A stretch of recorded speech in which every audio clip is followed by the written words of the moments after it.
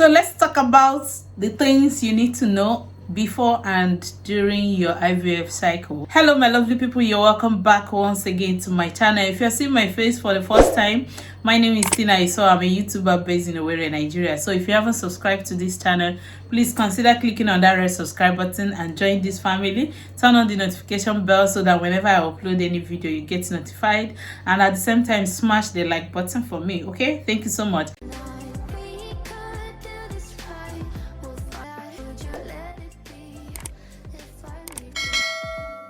So on today's video, we're going to be talking about things you need to know before you embark on the journey of IVF and during the process. I get a lot of people call me during the consultation. In case if you don't know, I run a consultation and I discuss about IVF.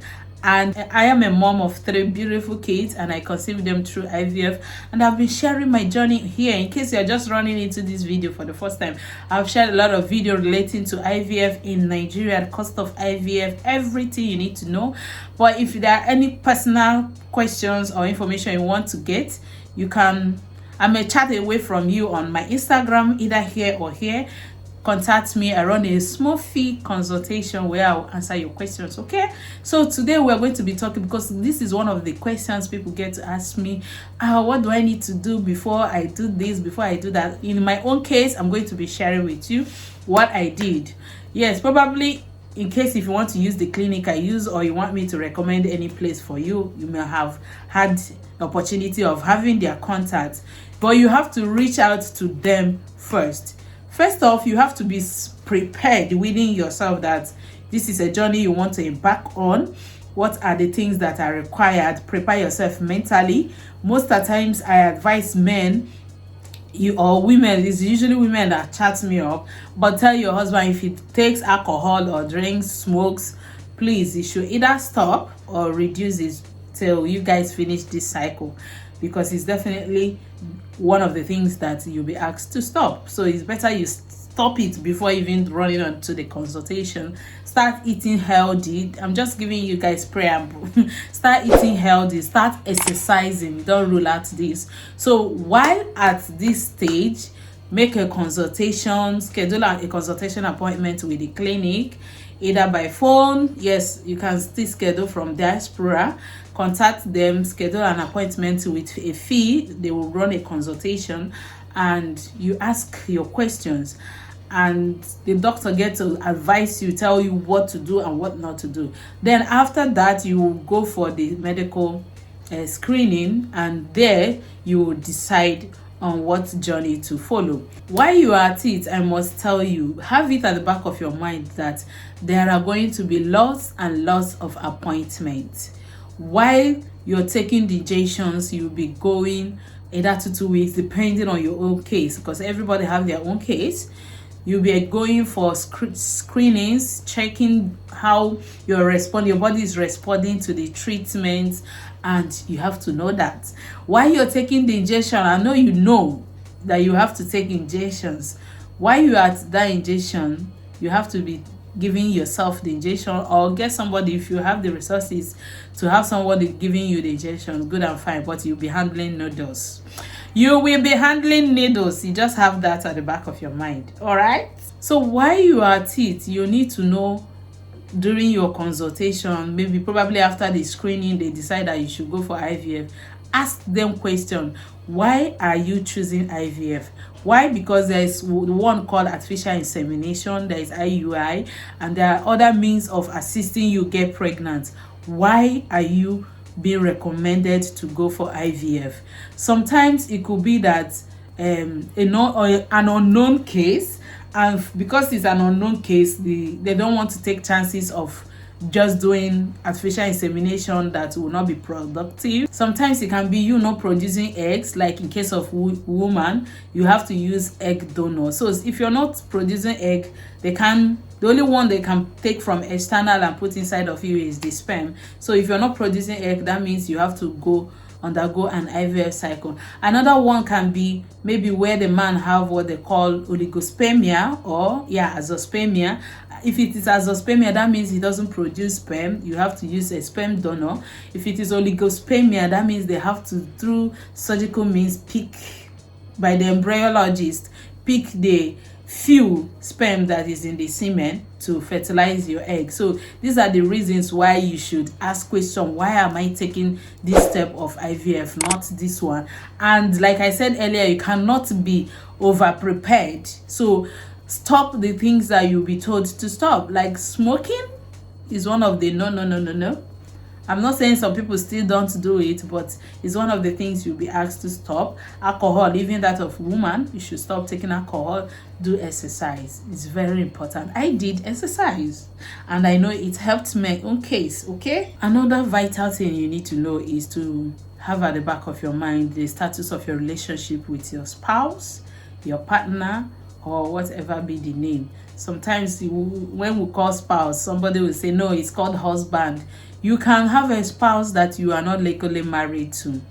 So you are cohabiting and seems that you guys are husband and wife, but you know legally you're not husband and wife. Is it worth taking this journey for?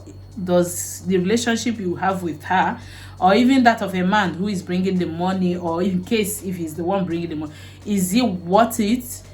Spending this money on this journey? Know the status of your relationship. Is it a long-lasting relationship? Is it a relationship that the man will leave you on the road, or the woman will tell you, I'm not doing again, maybe after you must have committed?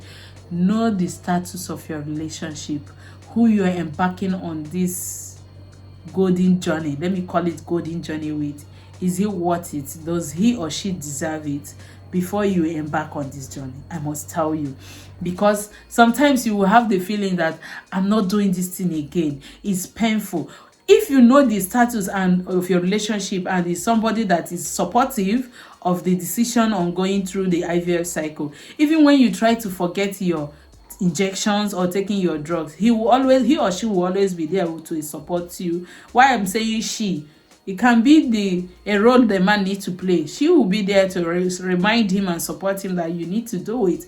In the case of the woman, I know when we're embarking our own journey, there has been several times I got emotionally traumatized, either by one thing or the other, or family or minor family issues. I would say, I'm not going for this thing again. I'm even trying my best to make the air of that is what some of us will say.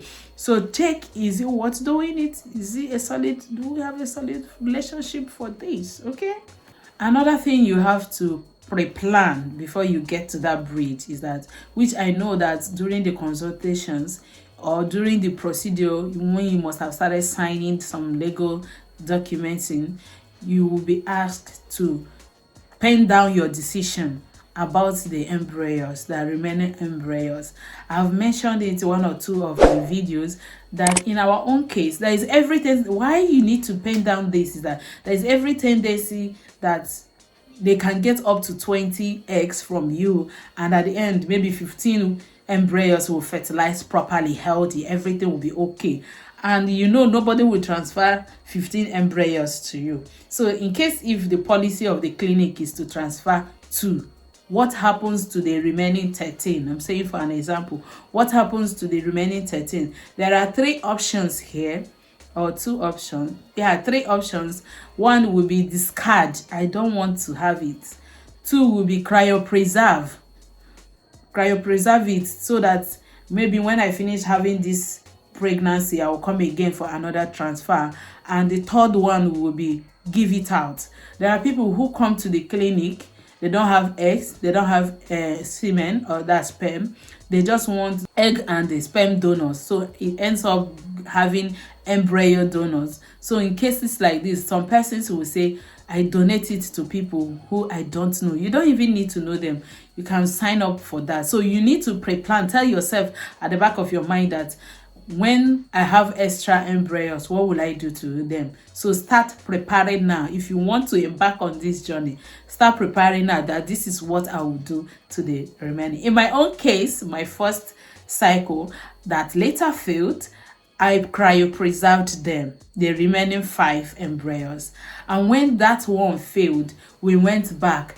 It doesn't mean that we didn't pay money. We paid a certain fee, but because we didn't start afresh, some fees were not paid, which is okay. Though you still have to pay to cryopreserve it, but it saves you time and the injections and all those things that you would have gone through. Some of the things you would have gone through, and the money still saves you. So make hair while the sun shine and decide on what you want to do. So because I cryopreserved that one, I used it and it gave birth to my son. Yes, another thing you have to have at the back of your mind before and during this cycle is pregnancy is not easy.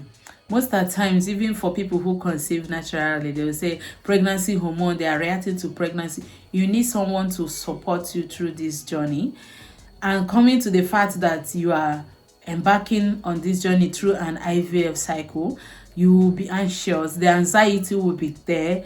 You need to have something that will be calming you down. Is it going to work? Mostly that 14 days of waiting to get the result can be so traumatizing. You will just be waking up and closing your eyes and expecting the 14th day to come. And normally kids don't like in a place that is so hot, because when you're anxious, your body is hot and stuff like that. So prepare yourself that you're okay. Yes, they're going to transfer on the 1st. Once they transfer this embryo into me, Tina, you're going to be relaxing. You're going to just start meditating. Just start telling yourself that you're going to pull it through without much anxiety. I know it's hard to say and equally hard to do, but believe me, if you pre-plan yourself, I think it will reduce it to a certain percentage. Yeah, the next thing you have to have at the back of your mind is that you have planned, you have done your exercise, dieting, did all you want to do. They transferred the embryo, everything worked out perfectly well. At the end of the day, you checked on the 14th day, you checked for the results and found out that it was negative. It can really be devastating. So prepare yourself. Most of the time, some clinics will tell you it's 50-50 chance. It will either work or it will not work. So prepare yourself that if it fails, God will try again. You will still do it. Just like my own case. If it's successful, oh God, to you be all the glory. If it's not successful, oh God, to you be all the glory. So start planning to have that. It's just like when you're going to write an exam. You know that you have written all you need to write, but this lecturer will always fail you, either for you to come and do one thing or the other. So in that kind of situation, you know you have done all you need to do. There is nothing you can do again. Or maybe you have a missing script. There is nothing you can do to change the hand of the time. So have it at the back of your mind that two things are involved. It's either I become pregnant or it gets a third cycle.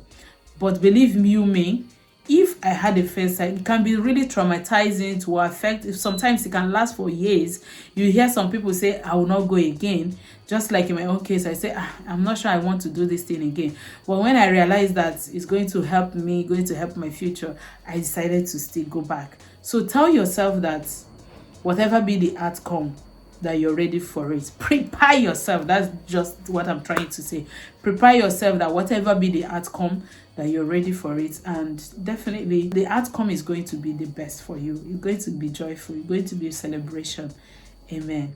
Thank you so much. I know there are so many other things to tell you to get to know before that, and I've made a video related to this where I shared successful tips to successful IVF cycle. Check out that video. I said some of the things you need to do that will help you achieve a positive IVF pregnancy, and several other. I have a playlist. You can play the playlist and see other things I said on different videos. And if you feel you have a personal question you want to ask me, it's either you ask here or come to my Instagram and book a consultation with me, and I will dish out all the information to you. Thank you so much, guys. Have you subscribed? If you haven't subscribed to my channel, please consider clicking on the red subscribe button and join this family. Turn on the notification bell so that whenever I upload any video, you get notified. Thank you so much, guys.